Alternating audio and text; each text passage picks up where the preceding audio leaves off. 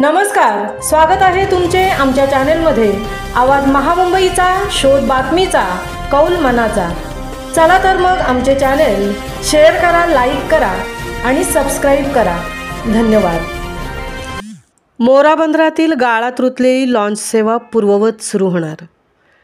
उरणची जलजीवन वाहिनी बनलेली मोरा ते भाऊचा धक्का लॉन्च सेवा या सागरी मार्गातील समुद्राच्या भरती ओहोटीमुळे या मार्गावरील मोरा बंदरालगत सातत्याने गाळ जमा होतो, त्यामुळे लॉन्च वाहतुकीस अडथळा निर्माण होतो।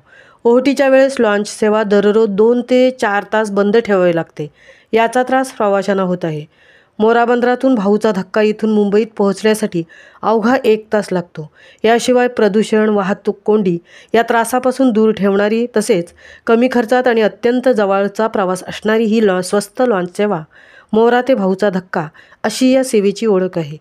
दररोज कामासाठी मुंबईला जाणाऱ्या हजारो चाकरमान्यांची त्यामुळे गैरसोय होत आहे। 2 वर्षापूर्वी 4 कोटी खर्च करून मोरा बंदरातील गाळ काढला, पण तरीही गाळ भरायचे अजूनही थांबत नाही। परंतु आता या समस्येतून बाहेर पडण्यासाठी मोरा बंदरातील गाळ काढण्याच्या कामाला सुरुवात झाली आहे, त्यामुळे आता ही गाळात रुतलेली प्रवासी लॉन्च सेवा सुरळीत होण्यास मदत होणार आहे।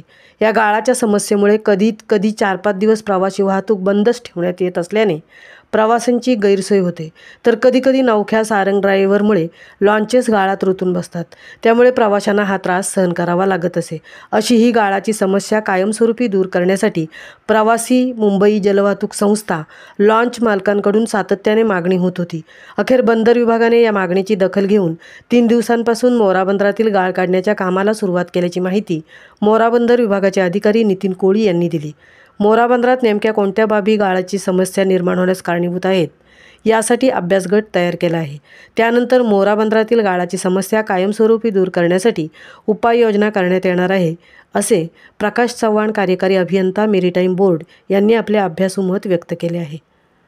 आवाज महामुंबईचा चॅनेलसाठी तृप्ती भोईर, उरण।